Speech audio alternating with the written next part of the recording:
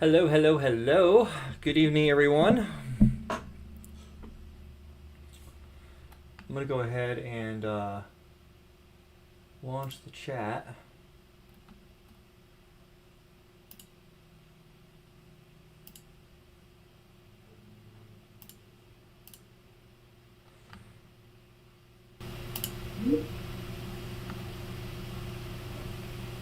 Actually, I own it, so I can go ahead and start it. Wait.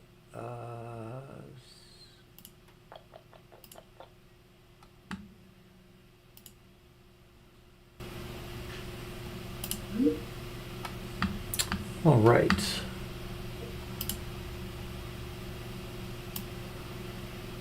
Wow, that's a lot wider than I thought it was going to be. All right, there we go. Okay. Let me move this out of the way. Good deal. All right.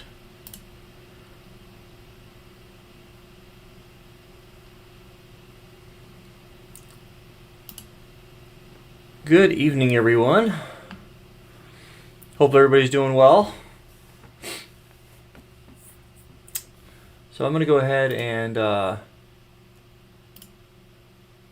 share the meeting info. If anybody's interested in doing Microsoft Teams, I'm going to throw the... Whoop, that's not going to work. Why does it do that? I don't know. People, share invite, copy meeting link. Let's try it this way. There we go. All right, so if anybody's interested in joining the team session, feel free to join on that. I normally run it on the coaching sessions on Friday, but I figured it couldn't hurt to do it here in case anybody's got a specific thing that they want to talk about or what have you. So, like I said, we are going to talk about addressing structure and things like that. So I'm actually going to pull up the CCNP blueprint and we'll go from there. And with the intention of talking about the preparation for the exams and things like that. So let's go ahead and jump over here to exams and training. So we're going to look at the design exam because there is a big section in there that is specific to addressing. So we're going to take a look at what that would look like and all the good stuff that goes along with that. So let's go ahead and take a look at what this might appear to be. And I'm also going to pull up, I have a lot of screens open, so let's see here. Is it this guy? Yeah, I think it's this guy. Let me go ahead and log in here. And we're going to go ahead and this will work. So this is going to be the topology we're going to kind of run with. And this is the CCNP Encore and an RC topology that I'm working on that is going to be there for the CCNP studies if you guys are working on those. So we'll take advantage of this topology here for our discussions for this evening and stuff like that. So I know there's a few of you guys currently in watching the chat or watching the video live. So thanks for stopping by. I'm going to go ahead and mute my phone real quick. I forgot to do that before I got in here. But we're going to bounce back and forth between the... actually, let me grab... Whoops. I want to do this, and we'll drag them all together, and then I will make that go full screen, and then we'll grab this guy here, and we can just get rid of him. We don't need that. All right. So, and if anybody's interested in chatting with me live in Microsoft Teams, you can go ahead and click on the link. If you don't see the link in the chat, do me a favor and let me know in the chat, where I'll be able to let you in and you'll be able to chat as if we were actually in like a customer meeting or something like that. Or if you've got a specific question, you can word the question and all that good stuff that goes along with it. So if not, that's okay. It's really dependent on whether or not you want to go ahead and get rid of that. So good stuff. All right, so I'm going to go ahead and we're going to start diving into the addressing structure and the plans. And I think this is important because especially if you're like new to large scale network design and you're looking to get a better grasp of what comes into play with that, it's important to understand the details behind it, because it can be very overwhelming if you have an idea of what you're trying to accomplish, but you may not know exactly how to get there, right? And so the common thing that I see a lot of folks struggle with, especially when they start getting into design work, is it's not binary like the technical pieces are, right? So for example, what I mean by that is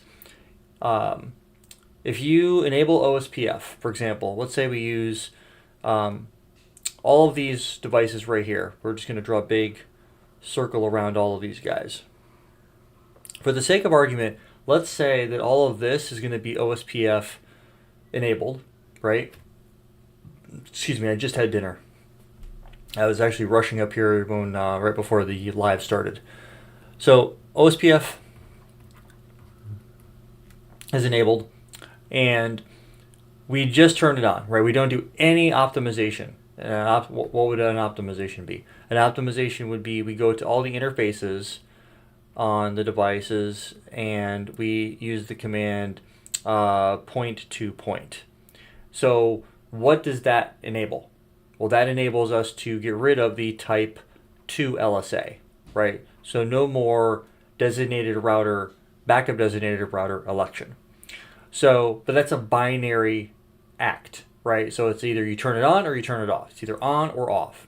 So whereas design is kind of subjective. Now there are aspects of it to it where they are more direct, where you might get a scenario in the exam that says, hey, we want you to go ahead and try to optimize the routing table, or I'm sorry, not the routing table, optimize the OSPF database in such a way that you're going to get rid of any type 2 LSAs, or they might say go ahead and move away from doing a DR BDR election process. So that's going to be based off what they're asking you to do. They're going to want you to move to point-to-point network types. Now the caveat there is that's not really a subjective network design. That's more of it's very easy to, based off the way that they're wording something, it's very easy to make that a reality, right? Because it's binary. It's either on or it's off. So that's that. Now, another example of this would be not specific to the point-to-point network type, but enable OSPF in this. Oop, I have somebody trying to join. And who's coming in? Sure, we're going to admit Dave. Oh. Hey, David. Can you hear me? Oh, I wonder if my settings are goofed up again. Device settings, my speakers. Oh, my microphone's correct. Okay, good deal. All right. Can you hear me? Yes, I can hear you. Okay. Oh, you're good, man. How's it going? Hey, doing well. That's good. Hopping in to say hi or just hanging out? I just heard you talking about joining on Microsoft Teams versus the YouTube, so I was just going to try this one. Oh, cool. Yeah, if you got something you want to chat about, we can go ahead and do that. If not, you can just sit back and be on mute and hang out. Either way works. So, Roger that. Thanks. No worries. So when we take a look at how somebody could make design subjective, so when you look at enable OSPF in this big area of the network, the the caveat here is there's multiple ways of getting the job done, right? And that's where when I say subjective, is there one way, right or wrong? No, they both get the job done. Whether you use the network statement underneath the global routing process, so router OSPF 1, or if you go to the interface level and you type in IP OSPF 1 area 0. They do the exact same thing. So in terms of that, that's where it gets a little subjective because you have options. And there are multiple ways as you progress through when it comes to the design that you have to keep in mind what your options are. And a lot of times, at least in the more senior level roles you get into, is you have to be more cognizant of the end goal of who the customer is. So the more technical you become, the likelihood is you're going to be much more technical than the people you're talking to. That's just the reality of the situation in most cases. Not every time, but I'd say more than 50% of the time, I'm typically the more technical person in the room, and they're normally okay with that. That's why you're there, right? So when you get into things like this, these are the times where you need to be able to say, okay, there's 3 or 4 different ways that we can accomplish something, and they're all going to get us to the same destination. But at the end of the day, your goal as the consultant or the subject matter expert is to be able to provide them different options and things like that. So in that particular case, that's where I say subjective in terms of the options that you have available to you. Not saying that you have to, you're going to be criticized by going one way or the other. You might be questioned, and then it's your job to be able to break down those differences. But overall, most of the time, most customers are pretty laid back and chill about how you want to proceed with something. Now, specifically to addressing that, because you have a little bit of flexibility with addressing, right? You have your 10 net space, right? 10/8. You got your 172.16 through 31 /12, and then you have your 192.168/16, right? You have RFC 1918. So if you ever hear somebody say RFC 1918, that means IPv4 private address space. So when do you use one addressing schema over another? Well, again, that's subjective. I personally like the 10 net whenever I'm working on a customer environment because 10 is a lot easier to type in than 172 or 192. Now, a lot of customers that I've worked with and a lot of the routing designs that I've worked on, you're typically going to have them broken up into different areas.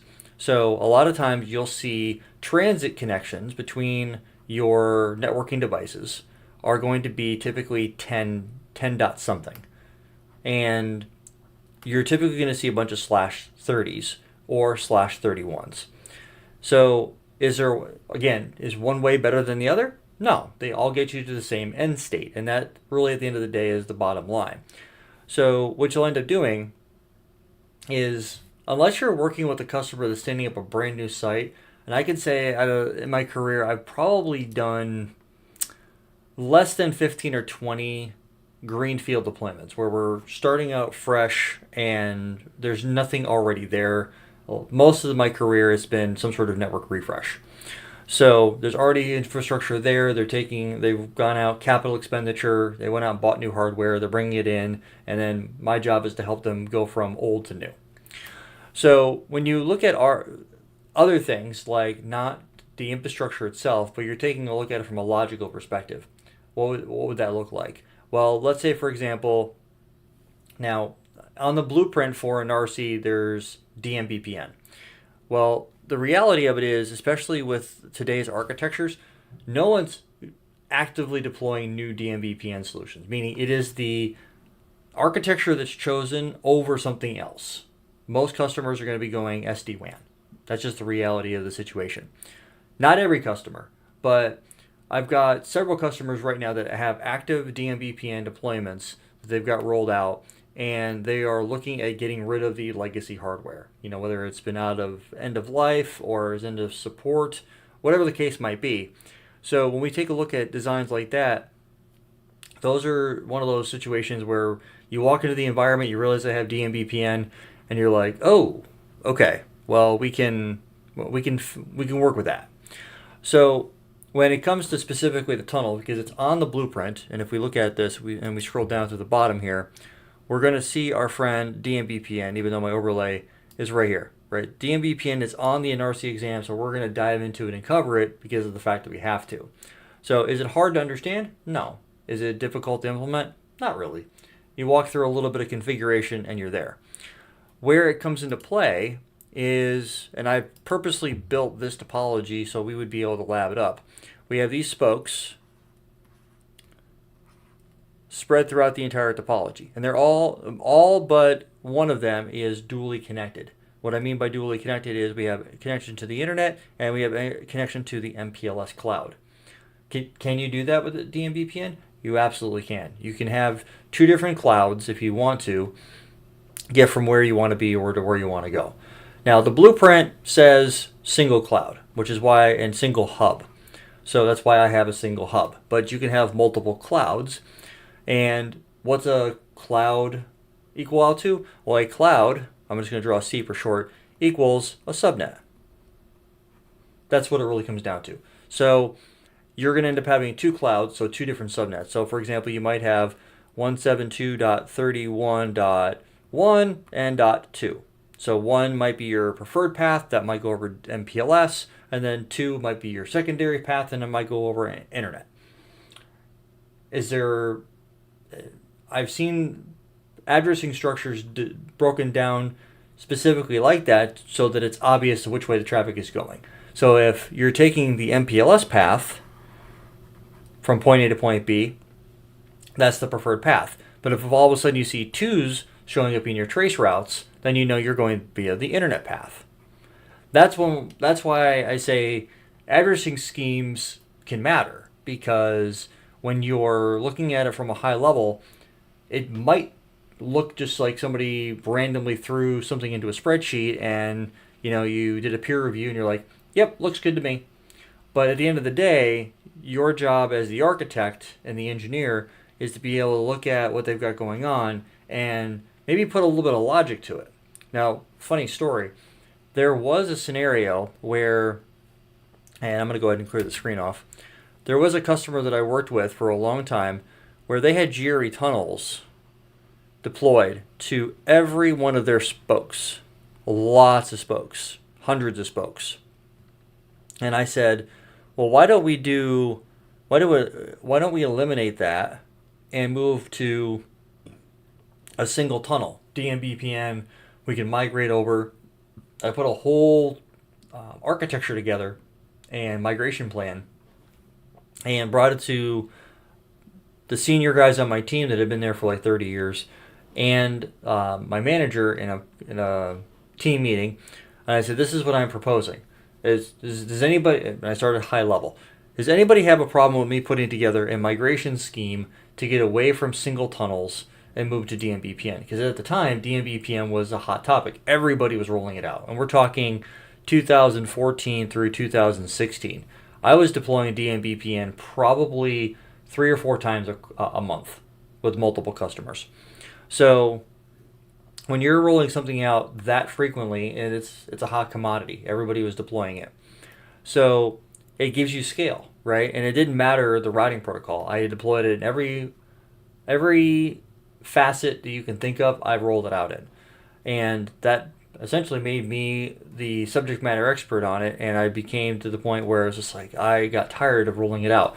It was all scripted, right? I had the hub config, I had spoke config, routing config, optimization configs, Visio's drawn out for the whole thing. So it brought into PowerPoints. I had done all kinds of work with DMVPN.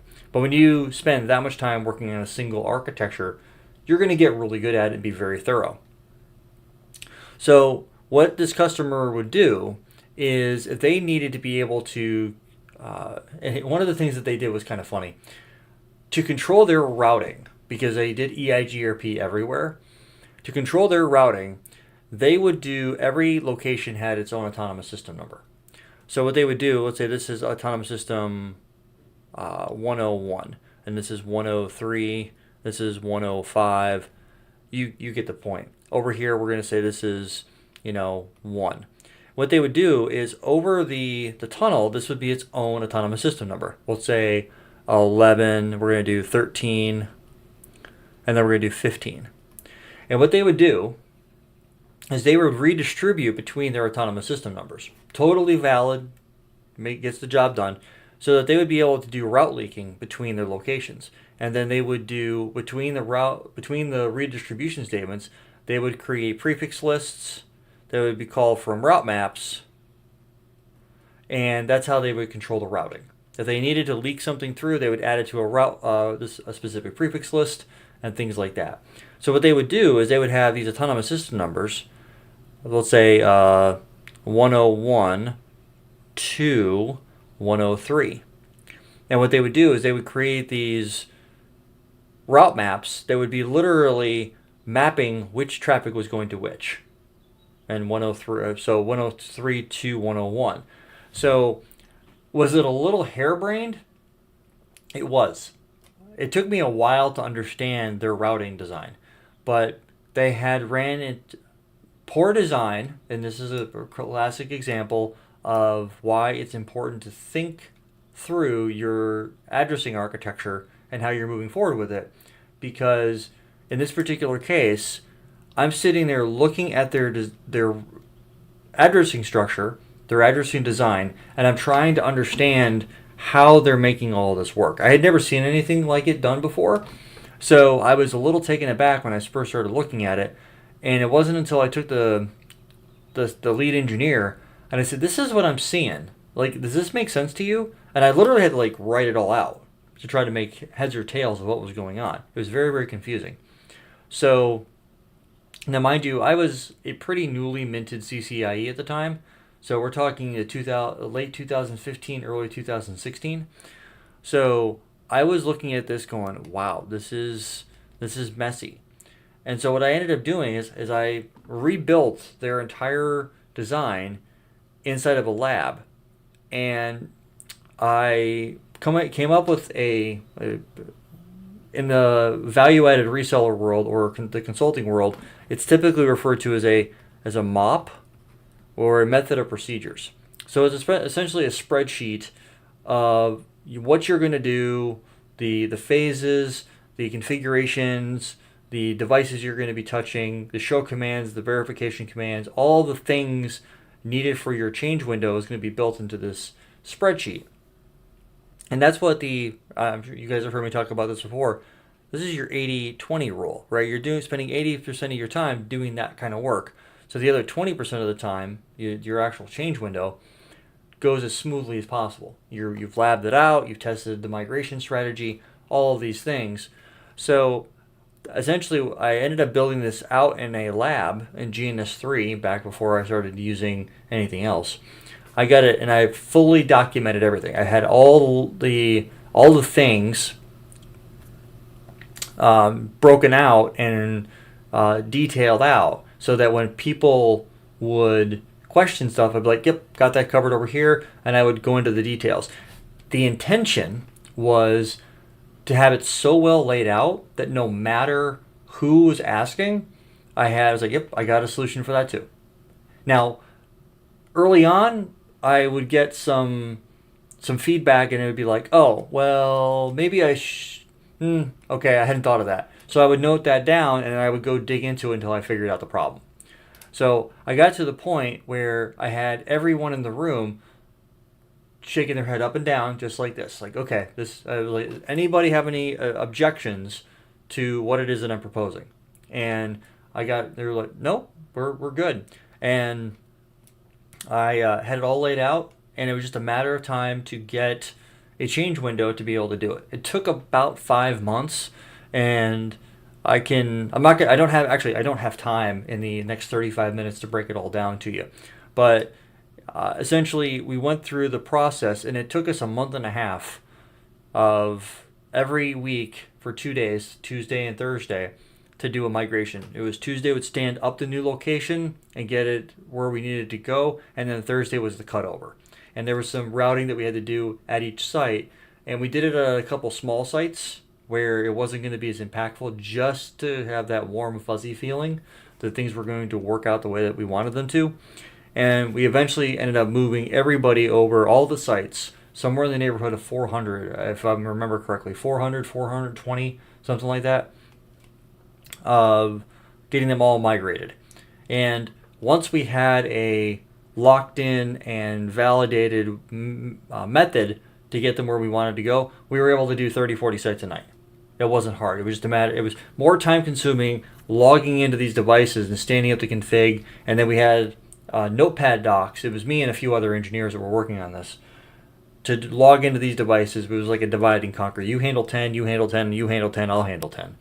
And we had it locked down, and we were all on the same conference bridge, a WebEx. Like, okay, I'm doing this. Like, okay, cool. So it was a communication orchestra, if you will. But by the time we got it all said and done, we had migrated 40 sites in the course of a couple of hours.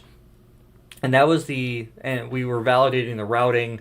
We'd make our change, and we'd have an app person, or we'd have somebody on the phone system verify the phones were registering, or whatever it is on the back end that was necessary. And those are the things that you had to take into consideration, is spoke-to-spoke communication. So it took a little bit to get it there, but once we did, the work kind of built out itself, and it was a pretty solid migration. And there's a comment in the chat. Let me go grab that real quick. I just noticed it. Hi Rod, keep up the good work. I know this meant to be Encore and NARCI focus. Is it possible to add firewalls, SD-WAN? It also could be real world network. So yeah, we're gonna do that so that's something that I'm planning on doing as well. Real world networking is going to be its own focus. The topology you see right now in the live stream is going to be specifically for Encore and NARCI, like you said. But I have another topology on another server that's going to be specific to real world networking. And I'm actually thinking about making it a live stream kind of thing. I still have some stuff that I have to work out, but I'm kicking around some ideas. So that one here, actually, let me see if I can't pull that one up real quick. Just so you guys have a visual. So, but before I do that, let me just finish up my point here. The cool thing about it was, when the addressing scheme was, by the time we got everything migrated, we had one big subnet for everything. Well, I'm sorry, not one big subnet. Yeah, it was, because we had a /23. And the cool thing about it was, if we needed to grow that out, it was easy to migrate to another tunnel, and that was another thing that I had worked out. So we had 400-ish sites, so I automatically needed a /23 to get the job done. So if you need to go at 500, 600, 700 sites, you would just need to have your addressing size done appropriately. So like, you'd have to figure out your subnetting. So a /23 is 500 and 512, I think, minus 3 or 4, and a /22 is 1024, /21 is 2048. So you would just have to figure out how many spokes you're going to have on your DMVPN deployment, and then build out your size. And when you get to this size and below, or in smaller subnet sizes, or should I say shorter mask sizes, you're definitely going to be doing BGP. You're not going to be rolling out EIGRP for a deployment of that size. So now, one of the reasons why you would want to do that is because when you're looking at it from an addressing scheme perspective, these are typically going to be something you're going to lay out in a spreadsheet, detail out what site's going to have what, and you become kind of a wizard, if you will, of Excel spreadsheets, because you're spending so much time doing the .1, the .2, the .3, the .4, so on and so forth. So that's where that comes into play. Now, if we go back over here and clear the screen off. If we go back to the design, structured addressing plans. So if you're looking at it from at a high level, you want to keep in mind that a addressing scheme should always start with your biggest first, and then work its way down to your smallest.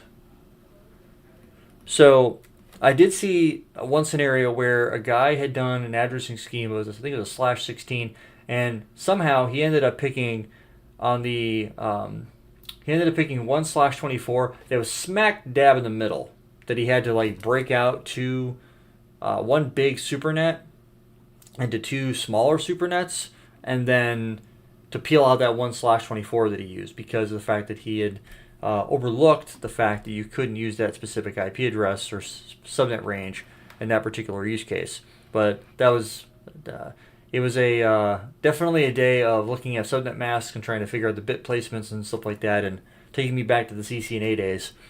But that's where that really comes into play. So when you go ahead and knock out this thing real quick. I think it's this guy right here. Let me log into the server real quick.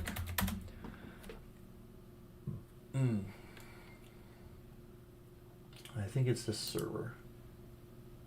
Yeah, right here. So the real world networking topology that you guys have seen, I'll go ahead and open it and I'll bring it over, because this thing is kind of ridiculous.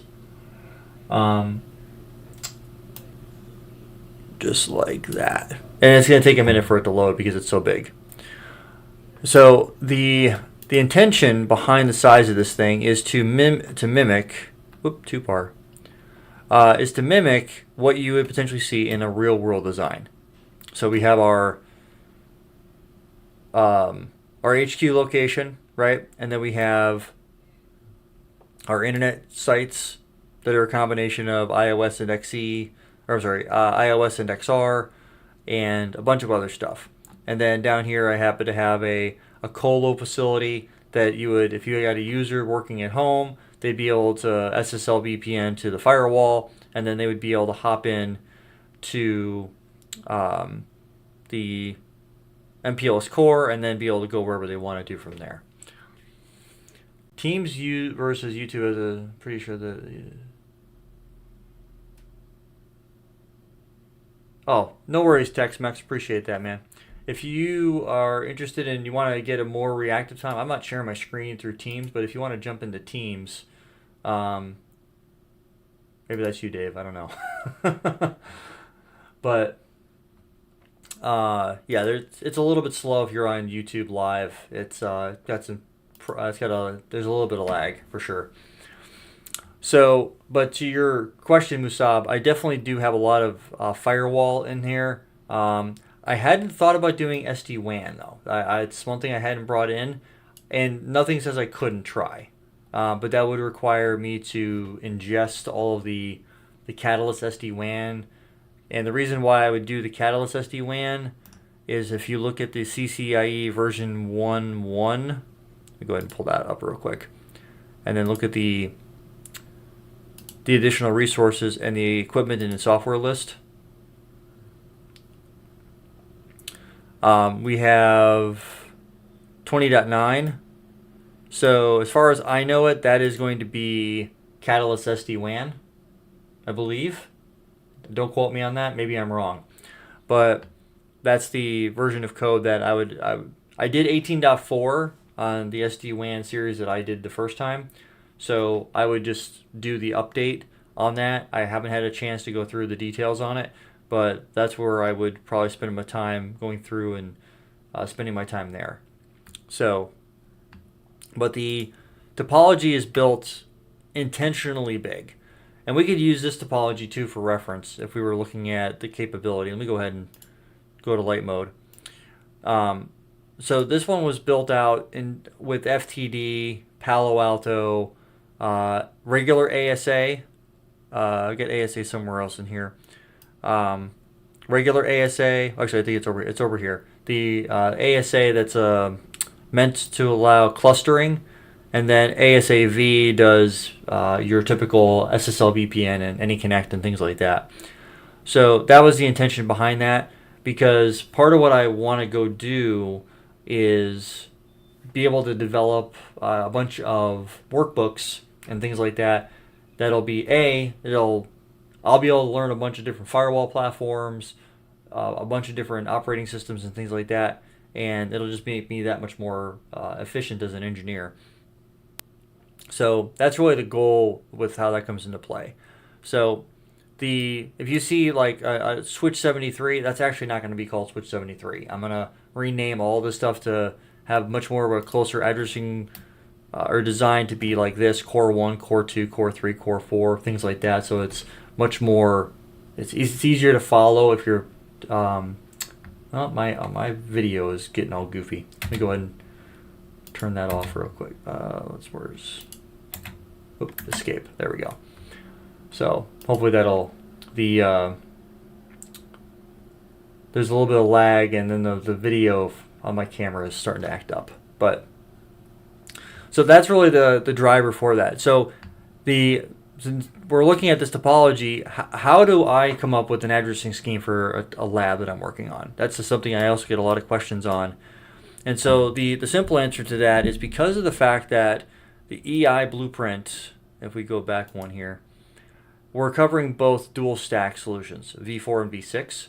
So because of that, I automatically look at doing IPv4 and IPv6 addressing schemes. So what I end up doing is I go through and I text box here, and then I break it out so that I have a IPv4 and an IPv6 address on a per link basis. And then I do that everywhere. So I'll give you an example. If I duplicate this guy here and bring this over here. So one of the things, and I'll go ahead and zoom in just so that it's easier for you guys to see that are at home, is I did ISP1, and I've got routers 1, 2, 3, and 4. And I've got ISP2, routers 1, 2, 3, 4, and then I have a route reflector, because the blueprint specifically for an RC for BGP calls out a route reflector design. So I was using this exam breakdown to use for how the topology was built. And so what I would do is I'd click inside of here, and I would eliminate the 0, and I would have something like this. So that would be my addressing structure as I'm going around. So I'd use public IP addressing anywhere in the lab that I could. Now there was somebody left a comment about using AAA to do, because in the NRC exam it does talk about AAA, TACX radius local database, and it's a great idea. I do have an ICE VM that I could deploy in my ESXi host and go through that. So I don't see a reason why we wouldn't be able to do that. So I more than likely will be able to do that and use that for doing that type of stuff.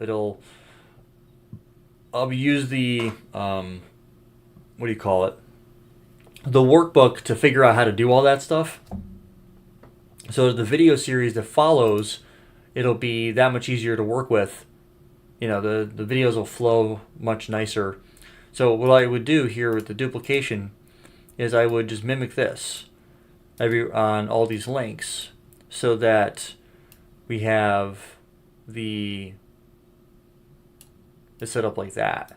So it's a little tedious and time consuming to do it like this, but what it gives me is it's an easy to follow along format. So I'd come in here, and this is going to be, 1.3 and like so.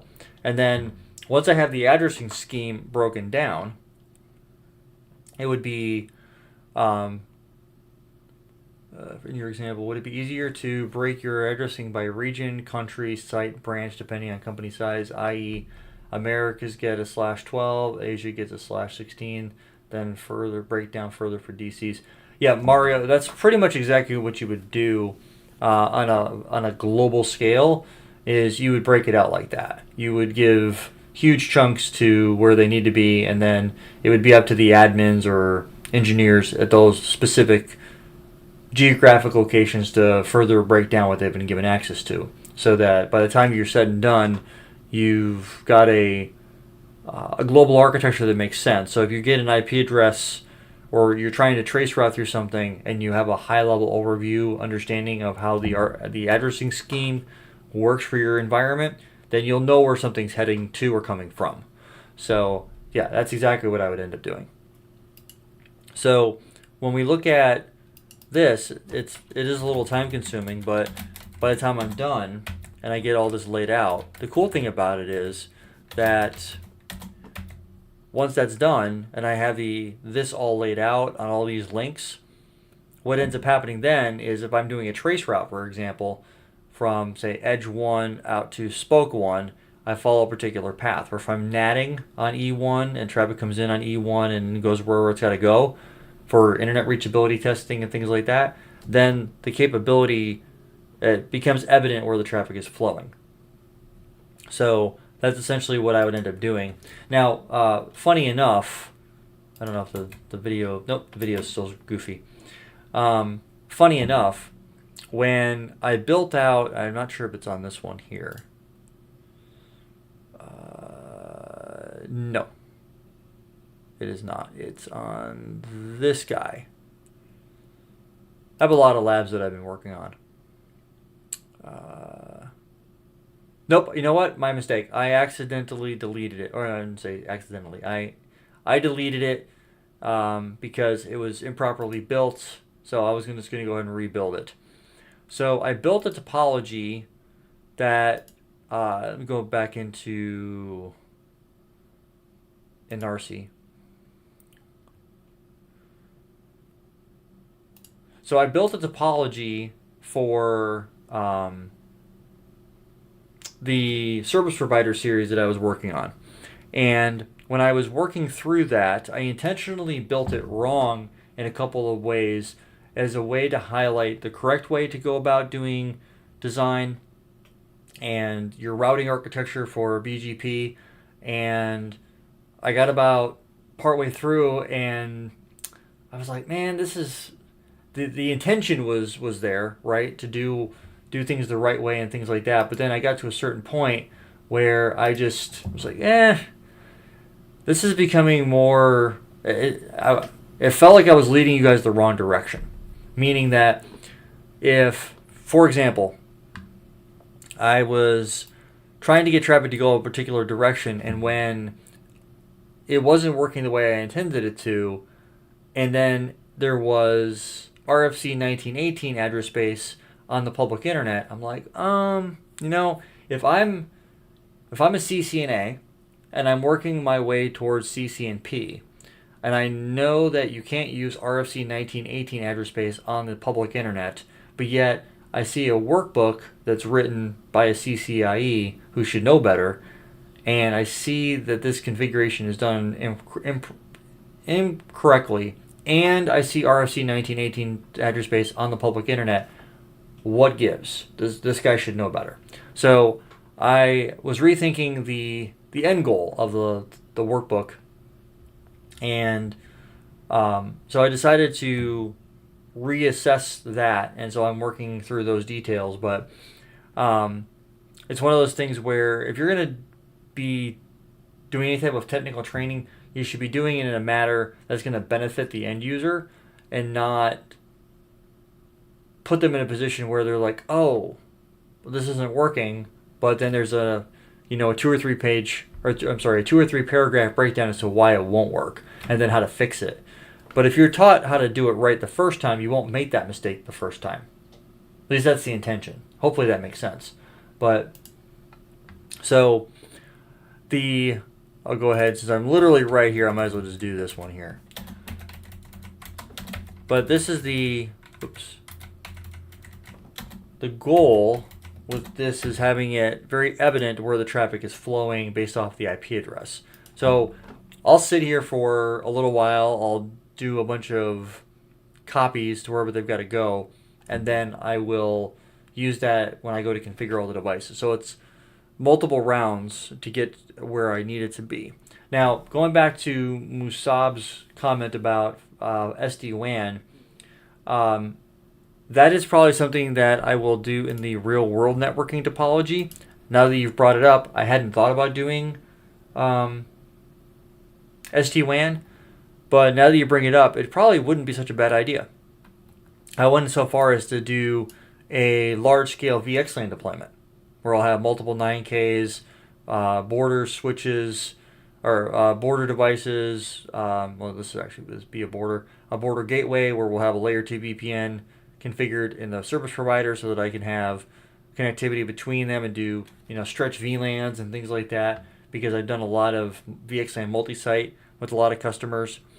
So I could probably take the real world networking and I can probably expand upon it, but I would need to get the appropriate version of code for SD-WAN, and then we'd have to go through and stand up all of that. How are you coming up with topologies? Are you thinking about it for a few days and then putting it on paper? To a certain extent, yes. You can't see the whiteboard that is behind the camera, but a lot of it comes down to when I'm looking at the exam blueprint, I can visualize what this stuff would look like. It's not very difficult to come up with a general idea and put together a topology that would be large enough for it to make sense in the respects that it needs to be done in. So that's essentially what I end up doing, is I take the blueprint. So it says, like virtual links. How would I be able to do that and make it easy for whoever's following along to be able to do it? So that's essentially what I do. So I just take the exam blueprint, and I'm like, okay, if I've got MPLS, I know I need to build out a layer 3 VPN. So I'm going to need an MPLS core, provider edge routers, connectivity to a customer edge. I'm going to do more than likely BGP with that. I'm going to do a DMVPN single hub, and stuff like that. So a lot of it just comes down to knowing how to configure that stuff already, what the architecture looks like, and being able to take what I already know about it, and then basically building something out like this. Is it big and kind of just ridiculous? It is. And I don't necessarily put it on paper per se, but I will take the exam blueprint over to my whiteboard and I'll draw something out. Like, okay, how would I do this? And that's where stuff like this topology here for an RC is kind of built from, right? It gives us a lot of flexibility. We have an HQ site here with a big OSPF deployment. We have a couple of smaller sites with EIGRP. We have some spoke sites for DMVPN. We have a couple of big, some internet routing for doing BGP and path selection. And then we have a colo, because I can't tell you, just about every customer that I work with has some sort of cloud presence, whether it's using software as a service like Office 365 or Google, the G Suite, or take your pick, right? There's all kinds of cloud initiatives out there. And so I take the knowledge that I have from that and I'm able to just like mimic a lot of this stuff. I mean, is it getting down to the point where we need to go through and do, I'm not trying to like rebuild or recreate to like make it look like AWS, but what I am making it do is what it would like the mechanics of it. So if you're going to be connecting to a colo, you're more than likely, or going to AWS or Azure, you're more than likely going to be standing up a BGP peering with them. So we're going to do the exact same thing. We're going to configure PE5 to form a peering with data center router 1. And let me go ahead and turn that light off. Get that peering stood up. Oh, YouTube Live has ads. Oh, I did not know that. I will have to fix that. My mistake. Edit. Can I edit the monetization? Save. Okay, I just turned it down on the YouTube ads. Hopefully that'll be easier for you guys. So, actually, you know what? I'll turn it off. Monetization off. Done. Alright, so I just turned the monetization off on the live stream, and I'll turn it back on once it's been recorded. Yeah, I can turn monetization on or off on the. I just didn't know it played ads during the live stream. I don't like that. I'm gonna turn that off. So I turned it off on this one here. So that's where this really comes into play, and then the addressing structure that goes along with that. We'll figure out something from that in that perspective. So the so the edge here, edge one, edge two. This would be internet edge redundancy, right? So we'll have multiple ways of getting out to the internet and all that good stuff that goes along with that. This is still a work in progress, but I have a high level overview of what I know I want to go through and break down. But that's where, as the further you get into the networking world, and I know, Irfan, you've been doing it for a while too. You and I have known each other for a while. As long as you've gone down the deep dive of how the technology works and things like that, it's not very difficult to kind of visualize what it is that you're trying to accomplish and how you're going to get it there. So it's just one of those things where there's some trial and error, and you figure it out as you go. And sometimes it makes a lot of sense. Some of the times you're just like you're scratching your head trying to make it make sense, if you know what I mean. So that's pretty much where that comes into play. So it's a lot of trying to make the training as real world as you can, because at the end of the day, if you go to a traditional training provider, insert whatever name you want, they're going to have certification-based training, right? Their goal is to help you pass your CCNA or your CCNP or your VCP or whatever. And that's all well and great, but the moment you get outside of your cushy little certification learning environment where you're not afraid to break anything, you can break the network and all that type of stuff. The moment you disconnect from that and then you go back into a production network, you're back in the wild. And this is where I feel like if you spend more time in a lab intentionally trying to figure out how to make something work, and you're putting the time and effort into it, this is the type of stuff where I think really makes the better engineer. And there's something to be said for somebody that spends a lot of time labbing stuff up and making sure it's going to work out.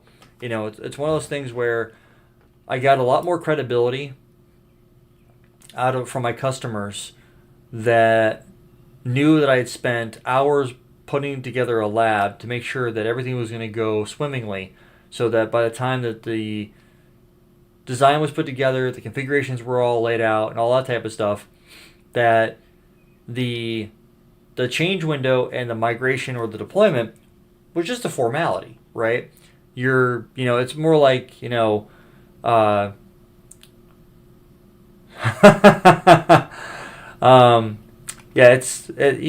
it goes though.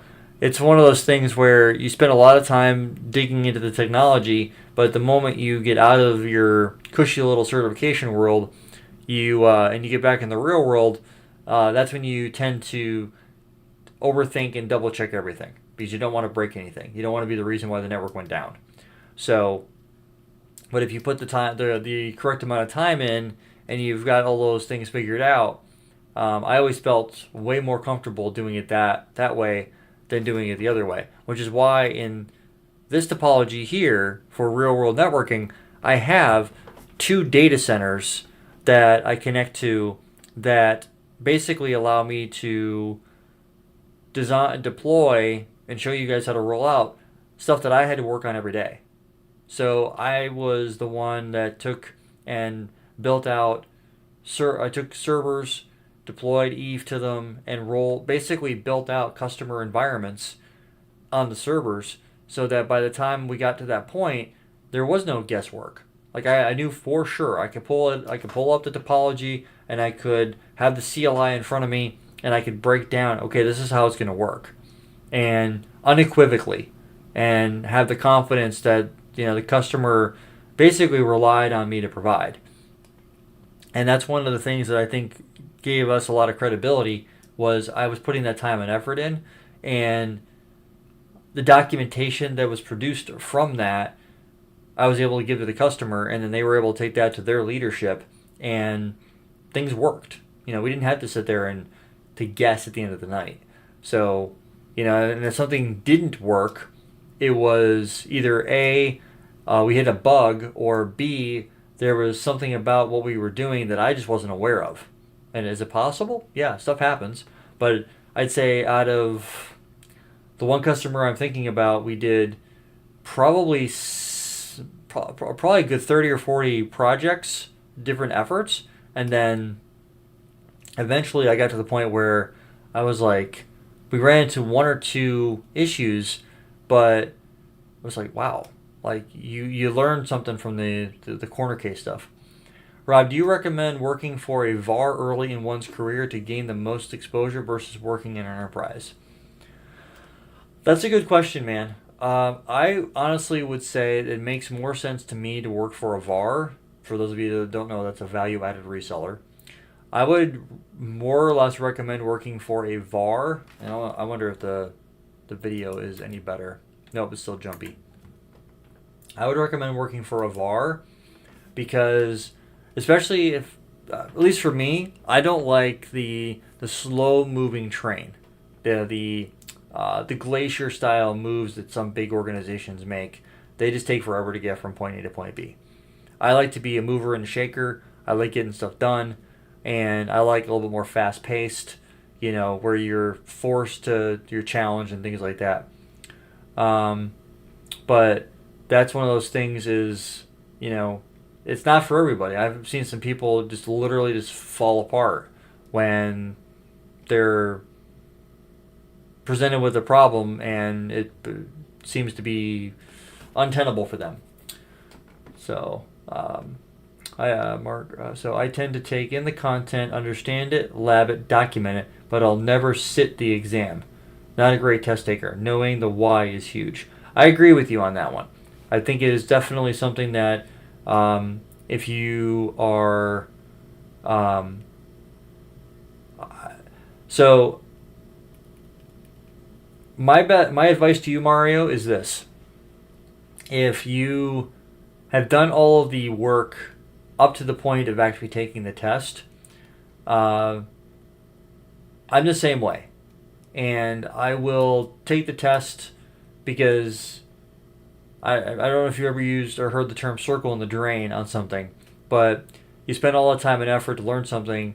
You want to have something to show for it, right? That's what I would do. So, like, I know in the near future, when it comes to taking the service provider CCIE, taking the CCDE practical, stuff like that I'm going to have to bite the bullet. I'm going to have to spend $2,500 and go take the test. And there's really no practice test for CCIE.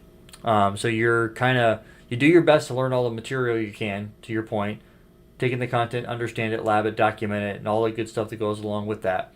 But you get to a certain point where you just have to bite the bullet and take the test. And I am not a great test taker either. I'll drink to that. But you just have to, bite the bullet. That's what I tell people. So, at some point, can you talk about some real world scenario about migration from IPv4 to IPv6, both from a design perspective and technical, just for curiosity's sake? Yeah, actually, that's one of the things that I like about the community that I've built here, is if there's something you would like to see in the real world scenarios piece, don't be afraid to just comment on the videos.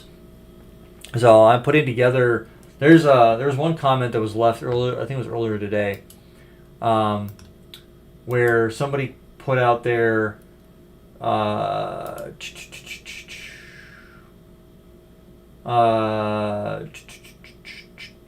where is it?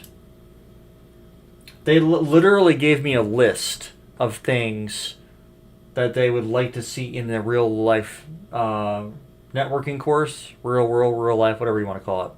And great ideas. But it's just one of those things where that is specifically going to take some time to go through. So, but yeah, I totally can put something together for that, Irfan. It's just one of those things where I'm one step at a time. But yeah, actually have to learn a little bit more about V4 to V6, and then the implementation piece to it. So that's a great scenario to think about. So I know we're at the top of the hour here, so I don't want to. I know some of you are probably going to drop off at the 8 o'clock hour or wherever you're at, because we're 1 hour in. But one of the things that I'm planning on doing, or I'm thinking might be beneficial anyway, for the real world course is, excuse me, is doing it more of a live stream type of way of doing it, where you guys will come in live and then in the chat, or we launch a Microsoft Teams call. A handful of you jump on the Teams call and we can talk through whatever. So yeah, that's the goal. I'm when the real world networking becomes more of a reality to roll out and do, it's going to take me some time to figure out all the moving parts to it, because there's a lot of really good ideas out there. But that would be something I think a lot of people would benefit from, is being able to go through that. So at least that's the idea that I have in the back of my head.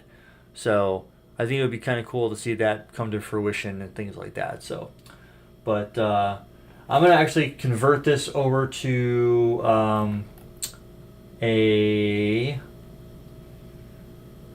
live Ask Me Anything, because there's a couple of comments that came in recently and I want to just handle them. So this is the one I was just telling you about, Irfan. This is the guy laid out a whole like dissertation, if you will, of what he wants to see. So it's actually quite a bit that a lot that goes in with that. So for those of you that are still watching, I'm gonna convert this over to a live YouTube Ask Me Anything video. I'm actually waiting for the video to change over to that, but so we're gonna handle a couple of, yeah, right. I should ask him to send me a steak. So yeah, so I'm gonna handle this question real quick, or semi quick. So there was an interesting question from J.K. Rao about a scenario from interview about failover with BGP and HSRP, and you replied, I was confused with your replies. You started to explain how to do it with BGP. No worries, Tyler, thank you too. You started to explain with BGP local purpose and AS prepend, and this part I understood. Then you started to speak about HSRP. You said you would do that with OSPF with E1 and E2 routes, and then you said you implemented this design with HSRP many times and it proved to be good and robust. You bring example with Palo Alto and Edge routers. But why do we need HSRP if there is OSPF configured? As far as I understand, if there is routing protocol configured, we don't need HSRP because routing protocol will take care of failover. Maybe you meant two different options. One is OSPF and the other one is HSRP. Can you please explain it? So this is why I like the community that I've built, because if people have questions, they're not afraid to throw it out there. So since we're here and we're live, why not just handle it, right? So, yeah, the let me break this down here. Let me pull up the topology that he used. It was, there's a comment here about this. Okay. So most definitely later and faster, not to mention the feature set and the CLI is robust. List is too long to list, but game changer I have not implemented and tested all the features yet, but for example, BGP, EV, VPLs, bidirectional PIM, and VXLAN, bridge domain, advanced BGP, etc. They are listed in 1712 config.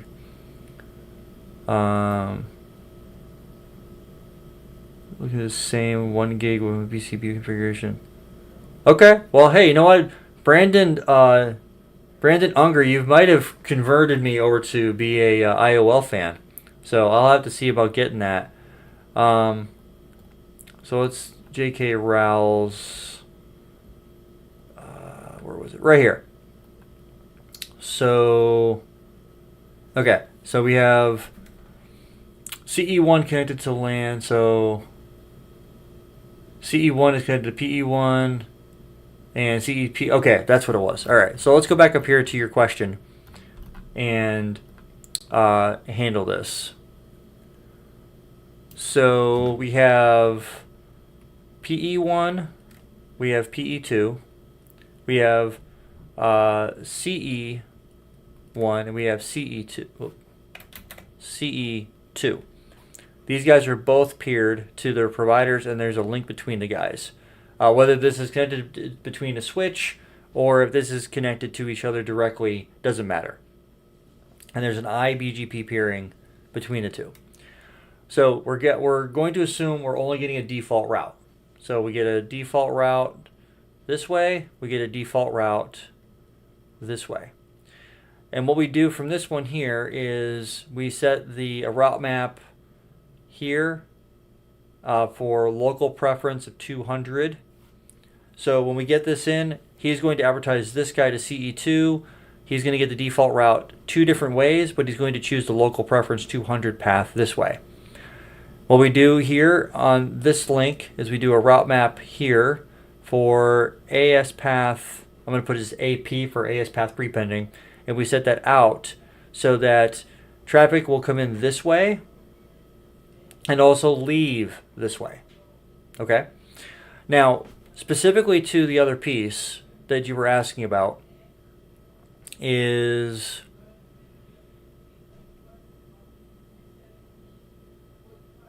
okay, Mario, I'll take your word for it. Is FRR meaning free range routing? Is that what you mean? I think that's what you mean by FRR is free range routing. I'm sure you'll confirm that for me though. So you take a scenario like this where you go down to your distribution switch. Now the reality of it is you're probably going to do something more like this, and this is probably my mistake. Is you're going to have this connected like this. You're going to have DS1, you're going to have DS2, and then down here you're going to have something else. So you'll have, say, access 1 and access 2, and they'll be connected upstream respectively like this. This would be more than likely the design because you're going to want redundancy everywhere. So then you started to speak about HSRP. You said that you would do OSPF E1 and E2 routes, and then you said, okay, cool, thanks, Mario. You said you implemented designs with HSRP many times and it proved to be good and robust. Palo Alto edge routers, then why do we need OSPF? Okay, so why you would need that particular design. So what I would do is when you're getting this via BGP, the default route via BGP, you're going to have a default route in the routing table of both, right? So OSPF by default, when you do a default information originate, it's going to do a default information originate with external type 2 on both. So if you want to prefer one CE over the other, then you're going to want to, based off of OSPF path selection, you have the finite state machine, I think is what they refer to it as, and E1 is preferred over E2. So if you do a default information originate metric type 1, it's going to propagate the default route down to DS1 as E1. And then this guy here will do the same thing, but as E2. Now they'll both get it, right? Because it'll be propagated this way, it'll be propagated this way. So DS1 will get the route. DS2 will also get the route, but this guy will be the preferred path outbound because his OSPF metric type will be lower. So anytime your metric type is lower, it doesn't matter the cost, the metric type is what's going to win. So now you've got a dedicated path from DS1 and DS2 going up from DS1 to CE1 to PE1. So let's go to this is your egress path outbound. Hopefully everybody's tracking so far. So now you have your you have your first hop redundancy scenario come into play. So how do you handle this? So you have a couple different options. You have HSRP, you have VRRP, so on and so forth. So I would probably go HSRP just because the fact, it's there, unless you've got, a reason to go VRRP, they do the exact same thing, just one Cisco proprietary. So for the sake of argument, we'll say that you're going to go HSRP. So what you'll do is you'll configure the group on this one here to be, let's say, for all your VLANs, we'll say for VLAN 10, we say this will be you'll set your VIP, and then the MAC that goes along with that, and then you'll set your priority. Let's say you set your priority to be 150, and then this one over here is 100. So by default, this guy will become your egress point, and so your dot one will sit here, even though it's shared between the two, and your HSRP hellos will go back and forth and all that good stuff that goes along with that. So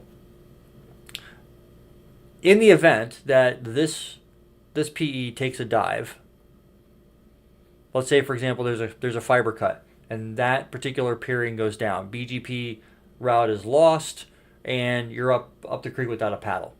Okay, cool. Well, guess what? The moment you no longer receive the default route dynamically, you no longer are going to receive it in the routing table. Therefore, OSPF is not going to see it in the routing table either and is going to yank it.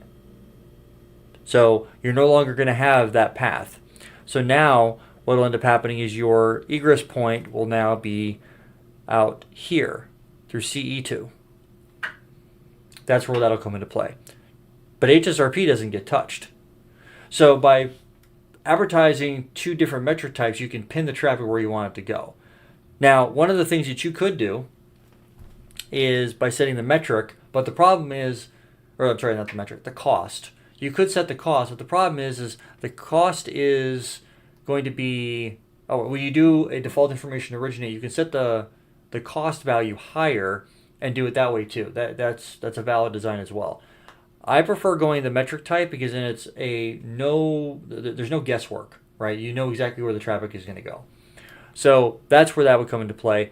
So in this particular design, this is what I would do. If a customer was talking about edge redundancy and how the connectivity would come into play, this is what I would be suggesting. Are there other ways of doing it? There are. Are they better? It depends. You'd have to have a conversation with them about what they're trying to accomplish and things like that. So hopefully that answers your question, but that's what I would end up accomplishing. So HSRP, VRP, and then you set the priority level, and then you can do your preemption if you wanted to do so, fail back over, all that type of stuff. But that's what typically a lot of customers are going to want to see is no matter what part of the network you're in, you have high availability. Now, could you run OSPF down here? We could flip back over to black. Could you run OSPF down here? You could, yes. The drawback to it is you never want to enable a dynamic routing protocol on your LAN-facing interfaces towards your access switches for the unlikely event that somebody takes and plugs in their own little box and then starts doing their routing, and then they advertise a default route, and then your routing gets hosed. So you never want to do that. What you want to do is for all of the SVIs that are sitting on your distribution layer switches, what you would do is for those particular subnets, you would just do passive interface at the OSPF or EIGRP process level, and you would not send hellos out or receive hellos in, but you would still advertise those subnets into IGP's database and then propagate them wherever they got to go. That's what I would end up doing. So then CE1 and CE2 would receive those routes, and then you'd be able to do your NATs or whatever's going on here. So that's essentially what you would do. So let's see here. You bring example with Palo and Edge routers, but why do we need Edge? Okay, so just making sure that I didn't miss any part of his question. Hopefully that answers your question and stuff like that. So it's a fairly straightforward design, and it's actually, now that you bring that up, I'm going to go ahead and I think what I'm probably going to do is I think I need to build out a, yeah, so for the, yeah, this is what I'm going to do. I'm going to make some adjustments to this lab to include this specific example because it's not the first time that's been brought up. So I will go through and build out this exact same example, and we're going to lab test it in the real world networking so that we make sure that we cover it because it seems to be a point of contention, and I'll go from there because I think that would be beneficial to all of you to see something like that. And I will take what I did for that one customer that I talked about today. No, the other day. I think it was yesterday. I covered that.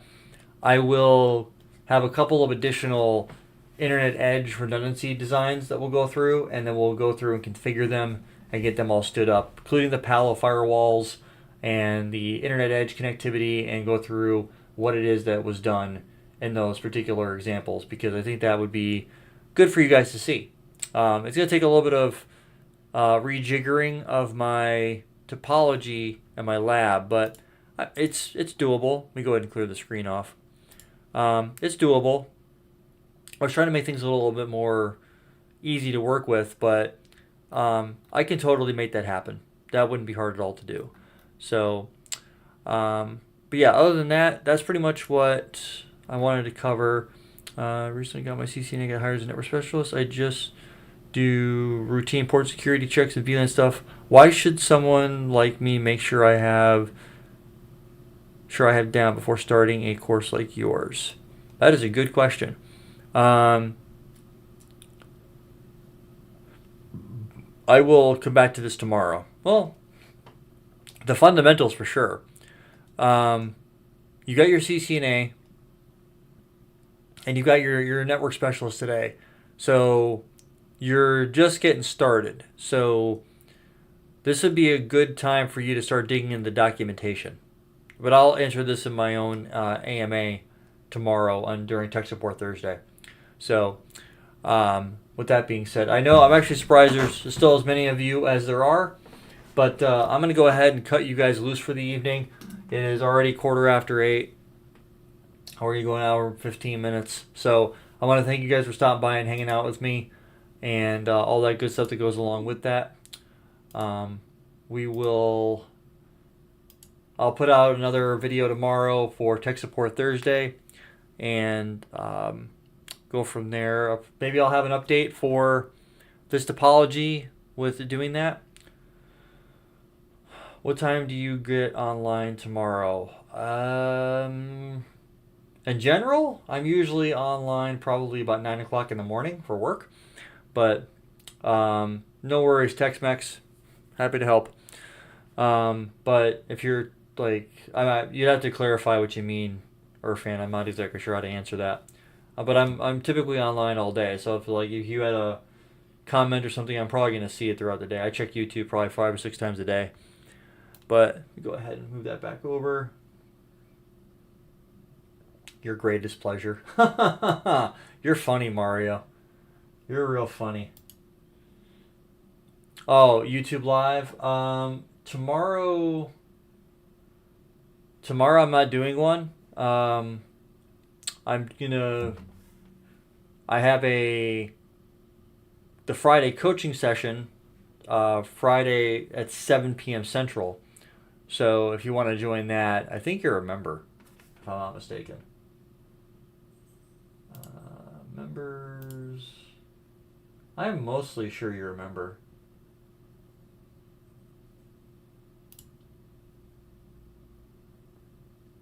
Yeah, I think you're a member. Yeah, you're a member. So tomorrow at I'm sorry. Yeah, you're good, man. Friday night, 7 o'clock. I go live for a coaching session. So if you want to join in, then be my guest. You can join the call and hang out for a little bit.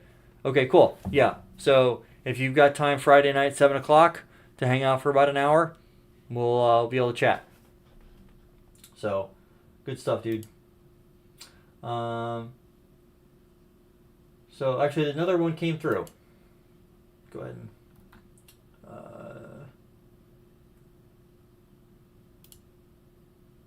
Well, I'm not gonna put this guy on blast on a live. So anyway, I'm gonna let you guys go for the evening. It's been awesome chatting with you guys this evening. This is definitely a lively bunch this evening. So I've got some more studies to go do. I'm gonna go knock out a workout, and I'll see you guys. For those of you that are members, I'll see you guys Friday evening. If not, I will catch you guys all next week, Wednesday, for another installment of Whiteboard Wednesday. You guys have an awesome rest of your night. Stay safe out there, and I will catch all of you next time. Enjoy your evening.